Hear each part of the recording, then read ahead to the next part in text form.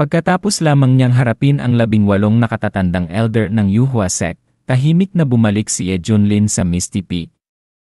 Ngunit hindi pa man siya nakakatikim ng kanyang inihaw na manok, ang pinuno ng Sword Burial Peak, na may maningning na mga mata at labis na mapagpakumbabang ekspresyon, ay nagsalita, "Senior, mayroon pa ba kayong kulang na alahas? Kung kailangan ninyo, handa akong maging kwintas ninyo." Agad namang sumingit ang pinuno ng Fragrance Peak, itinulak ng malakas ang pinuno ng Sword Burial Peak, at may pagkasuklam na sinabi, "Umalis ka dyan, lalaking mabaho. Hindi ka kailangan ni Junior Brother Ye." Pagkatapos ay marahan siyang lumingon kay Ye Junlin, na may kumikislap na mga mata at nagpapahiwatig, "Junior Brother Ye, pinaghirapan mo. Hayaan mong masahihin ka ni Senior Sister." Sa tabi nila, si Xuyon Yan ay mapait na natawa, "Ngayon lang namin nalaman ang tunay mong cultivation. Kung hindi, hanggang kailan mo balak itago ito sa amin, Junior Brother Ye?" "Ay, dapat pala, dakilang Elder Ye." "Tama, dakilang Elder Ye na walang kapantay." Sa gitna ng mga nagtatakang tingin, umubo si Ye Junlin at mahinahong nagsabi, "Dapat magpakumbaba ang isang tao." Pagkatapos ay umupo siya sa upuan at kinagat ang isang piraso ng kebab na may kasiyahan. Sa sandaling ito, si Hong Qianye ay nakatayo na parang isang estatwa. Ang kanyang mukha ay maputla at ang pawis ay tumutulo na parang batis. Ang kanyang puso ay magulo at naisip niyang tumakas. Ngunit sa sitwasyong ito, saan ako pupunta? Ang distansya sa pagitan ko at niya ay kasing layo ng agwat sa pagitan ng isang langgam at isang dragon. Sa pag-iisip na ito, si Hong Qianye ay pinagpawisan ng malamig at sumumpa sa kanyang puso, nakakainis. Ang lalaking ito ay napakatuso. Malinaw na mayroon siyang mataas na cultivation, ngunit nagpanggap siyang mahina. Walang hiya. Bakit ba ako nagkamali sa bawat hakbang? Ngayon na napagtanto ko na ang lahat, ang tanging alalahanin ko na lang ay ang buhay ko. Mabubuhay pa kaya ako? Habang siya ay nag-iisip, biglang napatingin si Ye Junlin sa kanya, at tila walang pakialam na nagtanong, "Nandito ka pa pala, Hong Qianye." Napailing ang buong katawan ni Hong Qianye, at ang kanyang isip ay tila tinamaan ng kidlat. Ano? Sa buong panahon, hindi niya ako pinansin. Kinalimutan niya ako, binaliwala, at itinuring na parang hindi ako nag-exist. Nang makita siyang nanghihina, nagbigay si Ye Junlin ng isang kahilingan na napakagaan, ngunit nagdulot ng panginginig sa iba, "Senior Brother Xu, pakiusap, harapin mo siya para sa akin. Hiwain mo siya ng pino at ipataba sa mga puno ng paulonia sa courtyard, upang maging mas mataba ang lupa." "Salamat." Ang pinuno ng Sword Burial Peak ay nakaramdam ng pangangati sa loob ng isang segundo, ngunit agad na tumango at nagsabi, "Sige, walang problema." Agad niyang binunot ang kanyang espada, na nakatutok kay Hong Qianye, at handa na siyang hatiin ng walang pag-aalinlangan. Agad na lumuhod si Hong Qianye, ang kanyang mukha ay puno ng takot, "Master, maawa ka. Gagawin ko ang lahat para makabawi sa aking mga pagkakamali. Bigyan mo ako ng isang pagkakataon." Tiningnan ni Ye Junlin si Hong Qianye, ang kanyang mga labi ay bahagyang nakangisi, at sinabi sa isang mapanuksong tono, "Dati-rati ay napakatapang mo, ngunit ngayon ay bigla kang natakot." Nang marinig ito ni Hong Qianye, gusto na lang niyang magtago sa lupa. Ang kanyang mukha ay nag-init, at naramdaman niya na parang sinampal siya sa kanyang karangalan. Ngunit ang kanyang buhay ay mas mahalaga. Kinagat niya ang kanyang labi at sinubukang bumuo ng isang pangungusap na kasing ayos hanggat maaari, "Master, ako ay mayabang, mangmang, at hindi alam ang aking lugar. Pakiusap, bigyan mo ako ng isang pagkakataon upang maitama ang aking mga pagkakamali." Ngumisi si Ye Junlin, ang kanyang mga mata ay puno ng paghamak, "Sige, sampalin mo ang iyong sarili. Kapag sinabi kong tumigil, tumigil ka." Ang mga salitang ito ay ganap na sumira sa natitirang paggalang sa sarili ni Hong Qianye. Lumunok siya, nanginginig ang kanyang mga kamay at itinaas ang mga ito. Pagkatapos ay sinampal ni Hong Qianye ang kanyang mukha ng napakalakas na dumugo ang kanyang bibig.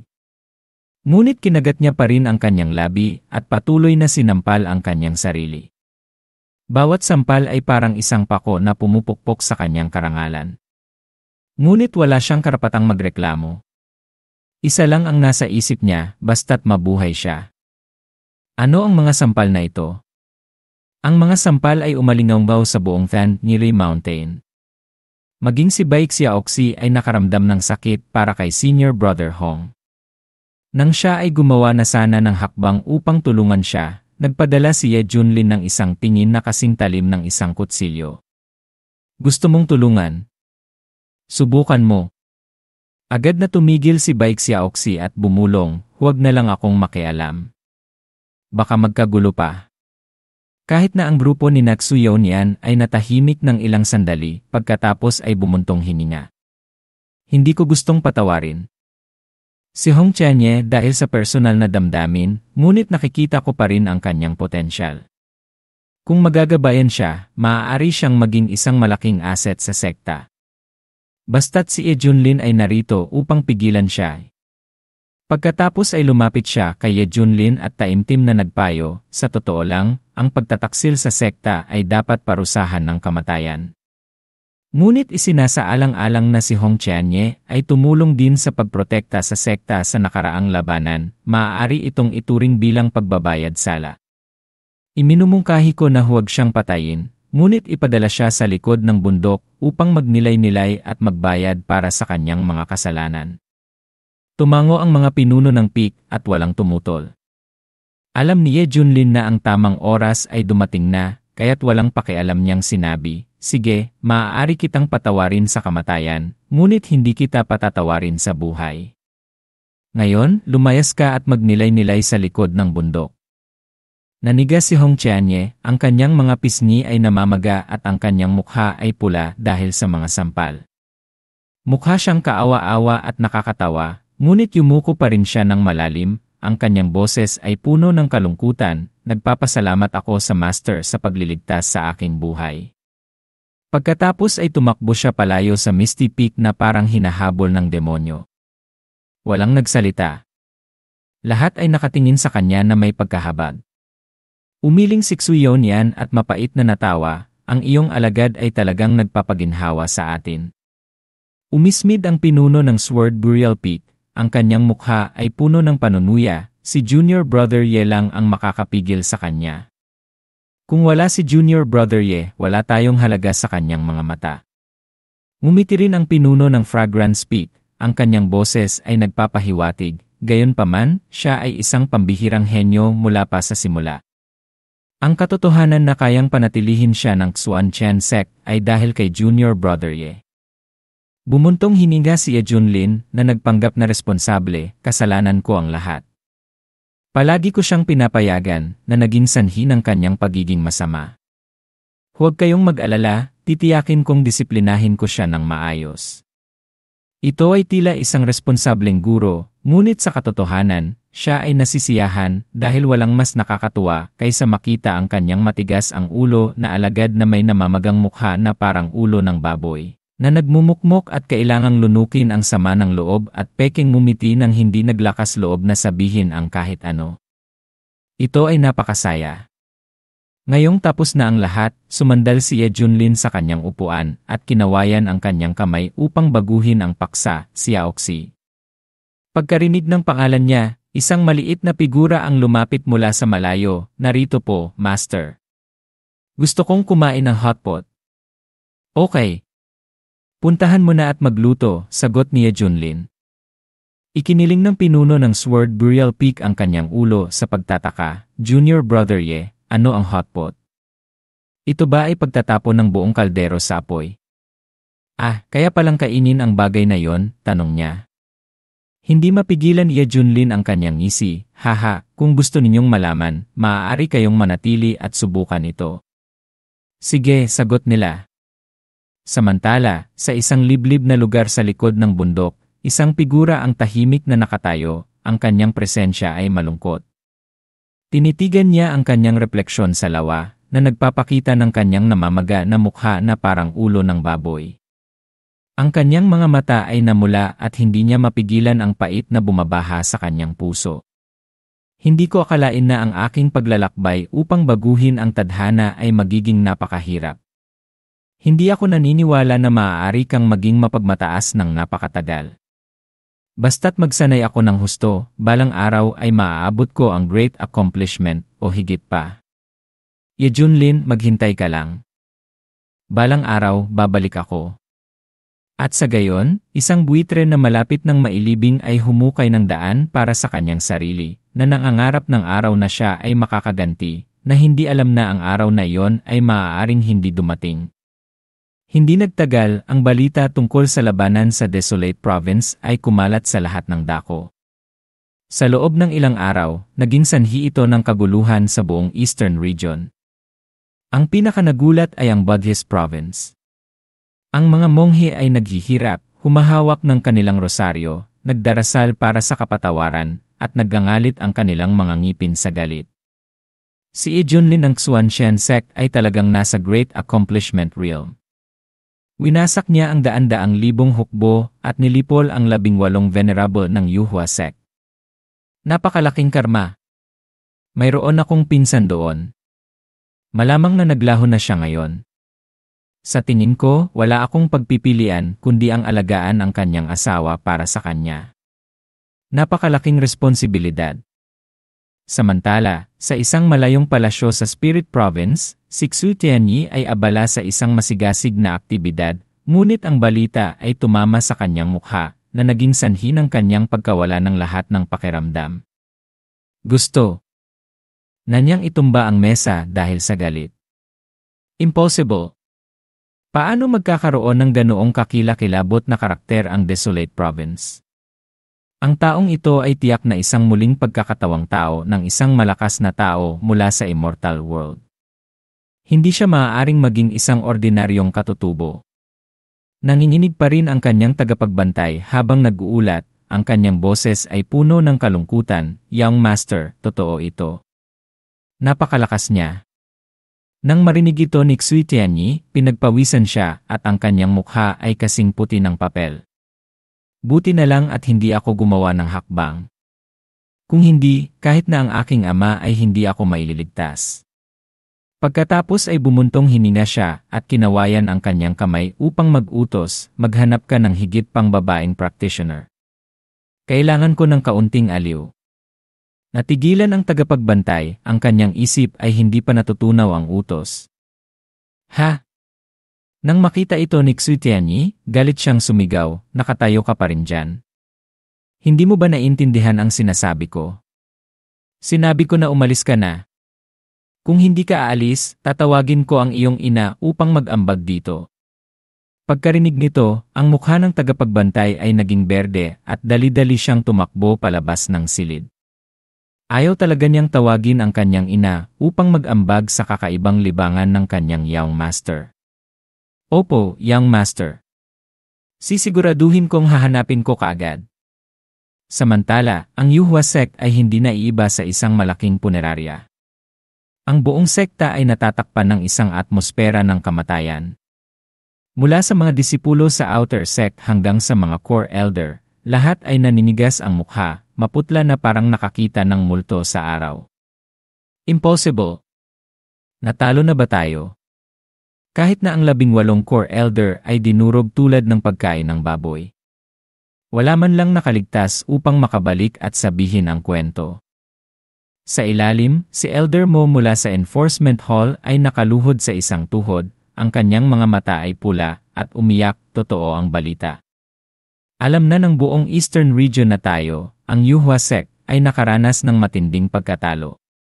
Nanginginig si Chen Xiao, umurong ng ilang hakbang at bumagsak sa lupa.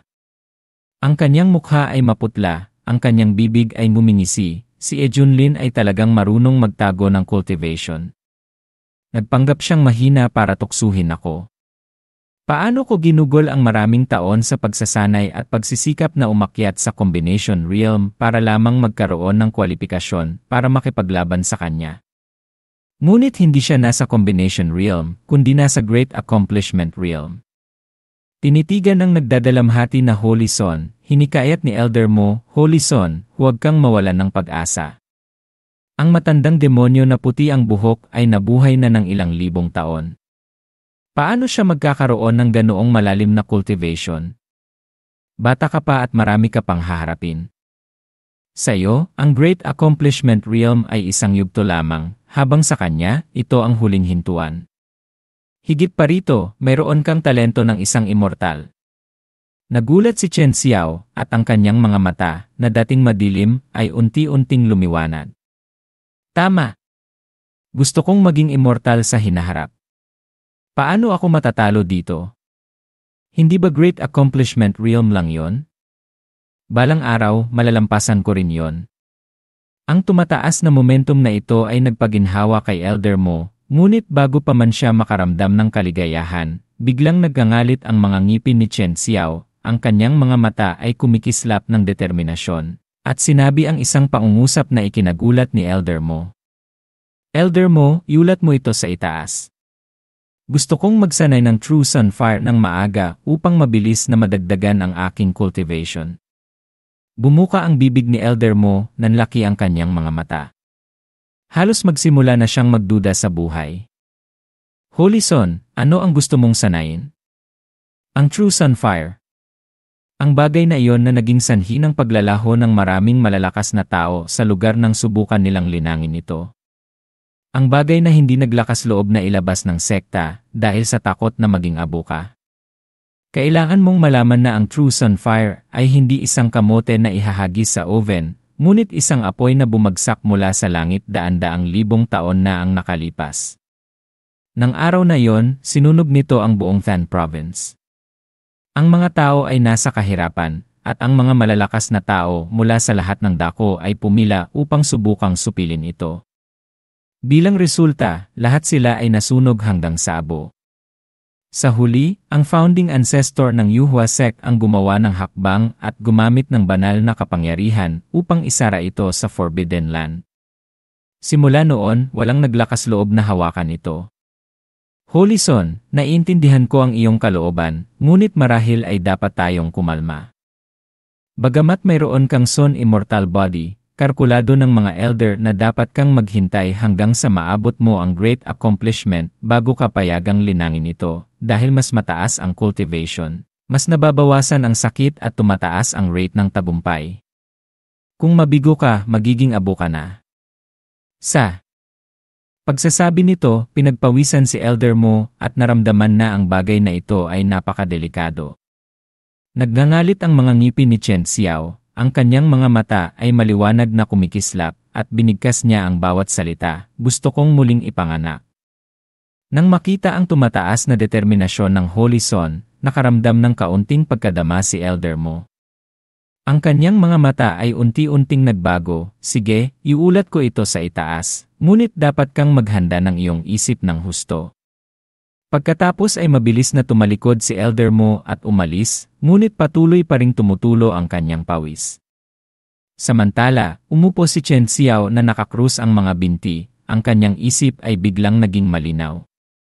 Naramdaman niya na parang nalinawan na siya. Ngunit lumitaw ang isang magandang figura sa kanyang isip. Nang tignan ang pulang figura na iyon, kinuyom ni Chen Xiao ang kanyang kamao. Ang kanyang mga mata ay puno ng sama ng loob. Ye Junlin, sa susunod na magkita tayo, kukunin ko ang iyong buhay. Ngunit kung gusto kong harapin ang aking guro, kailangan ko munang harapin ang kanyang disipulo.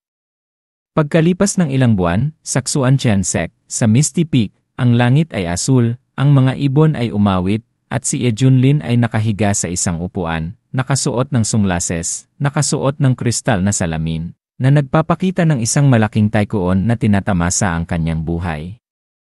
Hong Chenye, ibuhos mo ako ng baso ng 1,982 grape juice. Kalmadong yumuko si Hong Chenye, ang kanyang mukha ay walang ekspresyon, ang kanyang mga galaw ay kasing husay ng isang high-class butler. Opo, Ginoong Ye. Humigot si Ye Junlin, bahagyang nangungulimlim ang kanyang mga mata sa paghanga. Napakahusay.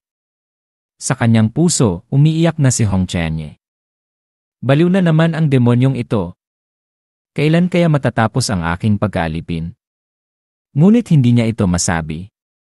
Maaari lamang niyang ipagpatuloy ang pagganap ng isang modelo na butler. Sa sandaling ito, biglang umalinggaw ang matamis na boses ng sistema, na-refresh na ang mga oras ng pag-check-in ngayon. Nais mo bang mag-check-in? Nagbulong si Junlin sa kanyang puso, sige, gawin na natin.